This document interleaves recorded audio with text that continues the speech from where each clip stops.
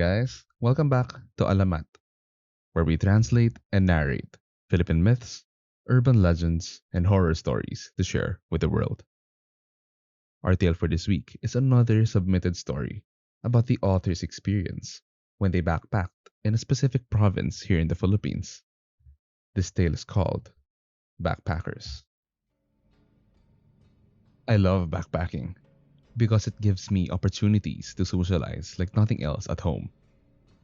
Unlike backpacking, where you could meet different sorts of people and cultures, at home, you are usually only limited to close knit people within your own circle. One of the people I met during my backpacking adventures is Joshua.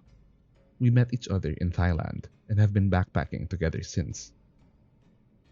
I am one of those kinds of thrifty backpackers who have to budget my resources because I don't have a regular income in Maine. Of course, my lifestyle played a big part in that. It's very hard to have a day job when you are traveling a lot. Joshua taught me everything I know about being a thrifty backpacker. For example, he introduced me to staying in cheap hostels or dorms instead of more pricey hotels. Joshua is a fellow American who grew up in Alabama. He's a guy who always carries a guitar with him wherever we go. Ask him to play it and he would just laugh. He told me that he carries it only to charm girls. He doesn't really know how to play it. Heck, he doesn't even know how to tune it. He always says to me that we need to fake it until we make it. It makes a lot of sense if you ask me.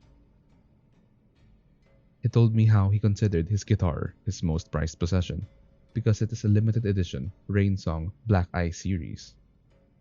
Super expensive, but he managed to get it cheap from one of his backpacker friends. In his own words, I would be dead before anyone could take this away from me. He jokingly said while stroking the neck of his guitar. We both laughed.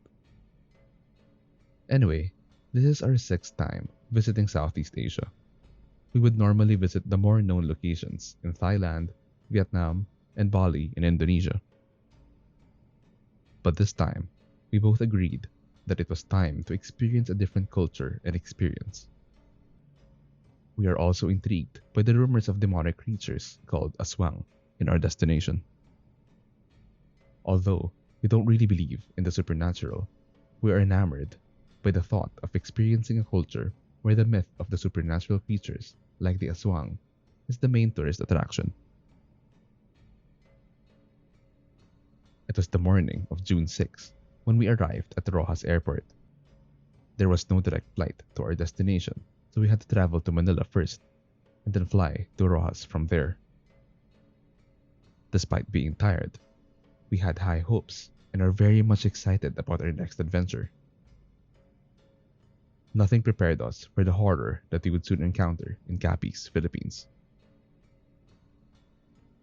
When we arrived, we immediately checked in at Bettina Manor Inn.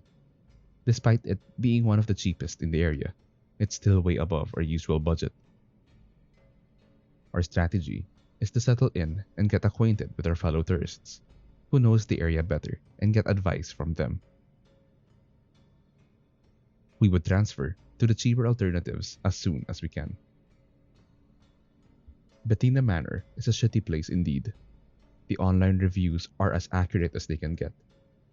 Firstly, the area is in the red light district, so there are hookers everywhere.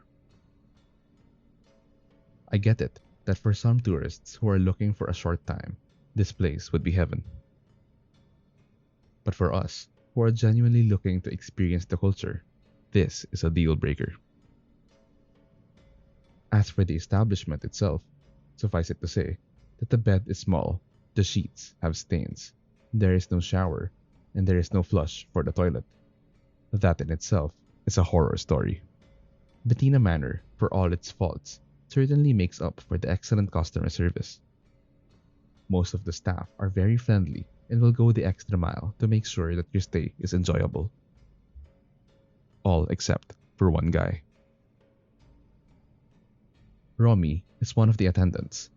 He's one of those people that you would immediately sense that he's pure evil. When he looks at you, you know that he's thinking of something bad against you. In hindsight, I would say this is the very reason why he would not look anyone directly in the eyes, because his eyes would expose his evil intention.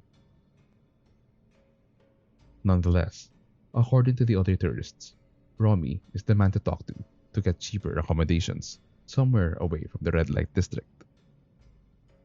With this in mind, I know that sooner or later we would have to deal with him. After a few days, most of the other tourists that we saw talking to Romy have one by one already checked out of Bedina Manor. While having breakfast, Joshua told me that he talked to Romy last night.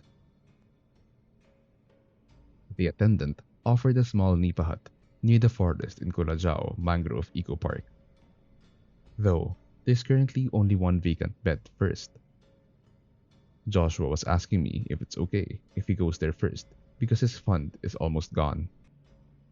He desperately needs to get a cheaper place to stay. I understand where Joshua is coming from because I myself am almost out of funds as well. I told Joshua that it's okay and I'll follow him there later when there's another vacancy. He tapped me in the back and thanked me. That afternoon, Joshua picked up his guitar and said his farewell. "See you there," I assured him. He smiled, slipped a piece of paper into my pocket, and replied, "See you soon, bro." After a few days, I finally got the courage to approach Romy and ask him if there was an available accommodation for me. He stopped what he was doing and looked at me from head to toe. He didn't answer my question and just got back to what he was doing. I'm thinking that I'm being naive. Maybe he didn't understand what I was saying, so I tapped him again on the shoulder and asked him, "I'm friends with Joshua, one of the guys that came to you a few days earlier." I slightly raised my voice and made sure that I'm pronouncing things slowly. Romy suddenly stopped what he was doing and faced me. By the look on his face, I get that he's pissed. "Fuck off, man," he blurted out. I was taken aback by his sudden hostility towards me. I looked around and saw new tourists looking at us with bewildered faces. I decided to back off and go to my room.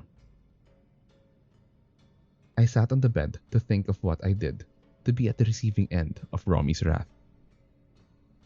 I shook my head because I can't really think of anything. That's when I remembered the piece of paper that Joshua slipped into my pocket. I carefully took it out and saw that written on it was the address. "All right," I said to myself. "I'll bypass the middleman then." I decided to go straight to the address and ask for accommodation.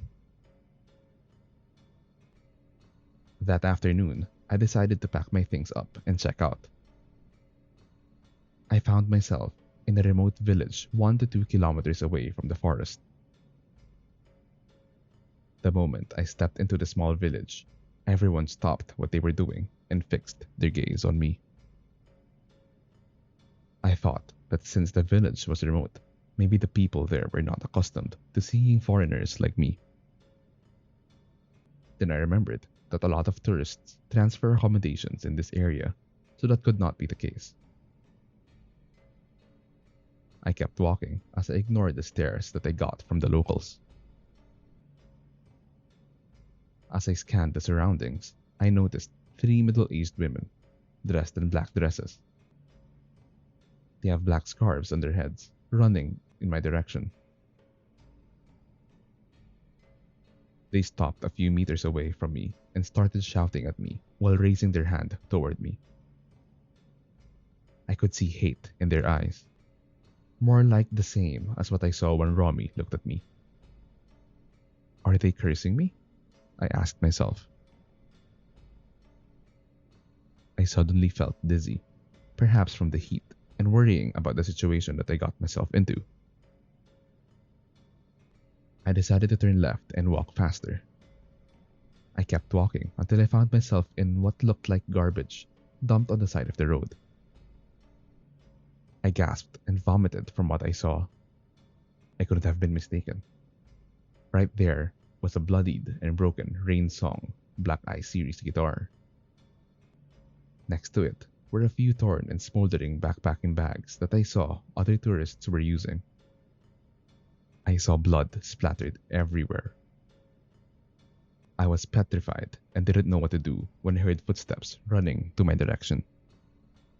I dashed to the nearest pathway and walked slowly. I decided to pretend that I did not see those bloodied items. "What are you doing here?" a bald old man, probably in his 70s, asked me. He was accompanied by a few middle-aged men who were looking at me intently. I looked around me to make sure that they were talking to me. When I was certain that I was the one being questioned, I answered, "I'm hoping to find cheap accommodation." I bit my lips and thought about asking the old man about Joshua, but I decided against it. "I can help you with that." The old man looked at one of his companions and whispered something in their native dialect. After that, he turned his attention to me. "Tell me, are you looking for someone? Perhaps your friend that went into this village?" His eyes are fierce as he waits for my answer. "No, I'm alone. I don't know anyone. I just tried my luck to find cheaper accommodation away from the city," I lied. "Okay, then 200 pesos per day. These three will accompany you to your hut." The old man motioned to his companions. I was thinking of refusing the offer and just going back to the city, but the way they looked at me got me on edge. I can't think properly. It feels like I'm a lamb being led to the slaughter. I followed them to the hut. I did not go out of the hut for the whole day. I did not eat because there was nothing to eat there, and I was too afraid to go out. Luckily, there was a jug of water which I devoured. I am determined that I'll just wait for nighttime and I'll hide in the forest. Then I'll make a run for it. Throughout the day, I heard men patrolling my hut. They only left around 7 p.m., probably to eat. I could hear clearly there was celebration happening in the village. There was singing and dancing, although the song doesn't sound like a normal song because it gives me goosebumps. They were more like demonic chanting that you would see and hear in horror movies. "Now's my chance," I said to myself. "I can't use my door because my door is facing the ceremony." Good thing that the hut was made of nipa straw. I silently made a hole in the nipa wall and threw my backpack outside. After that, I slipped my body into the hole. I waited for a minute to make sure that no one was looking in my direction. After that, I ran. I ran towards the edge of the jungle. I stopped and hid in one of the thick shrubs. I peeked at my hut and I was so relieved when I saw that it was perfect timing that I left immediately. There were around 10 men and 3 women dressed in black earlier approaching my hut. They suddenly stopped and 3 guys stripped naked. One of the old women passed a vessel containing what seemed an oily liquid. The 3 naked guys started applying the liquid to their bodies. The rest of the men pulled out the jungle bolo. It is a short sword that the locals in the Philippines usually use when farming. The 3 old women started chanting and raised their hands toward the 3 naked men. One by one, the 3 men changed into wild animals. One turned into a black oar, the other a huge rabid dog, and the last one turned into a python. I shivered at what I saw, and panic sets in on me. I saw one of the old women pointing at my hut. After which, the 3 creatures started moving towards my hut. The other men, armed with bolo, positioned themselves near the door of my hut I was so afraid that I dropped my backpack and made a run for it towards the jungle. I ran to the north until dawn. I did not stop for anything. Luckily, I did not encounter any poisonous snakes. Although I'm pretty sure that I'll get malaria or dengue if I survive because I'm being swarmed by mosquitoes. I ended up in the nearest province called Aklan. From there, I called the embassy to report my friend Joshua missing. They said that it's very hard to keep track of backpackers because they jump from location to location. They assured me that Joshua will turn up soon in the neighboring provinces. I shook my head because deep inside, I know something bad happened to him. I can't believe what I saw that night. Until this day, I still question if what I really saw that night was real or not. There's one thing I'm sure of though. I'm lucky to be alive today.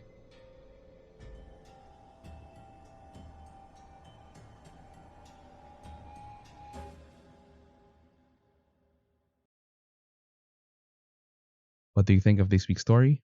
If you have experiences living in small villages near the area our author went to, tell us some scary stories. If you're enjoying the content, please like, subscribe, and share this to your friends and family. If you have stories you would want me to narrate, send them over at mrelamatph@gmail.com. Salamat guys, and see you in the next one.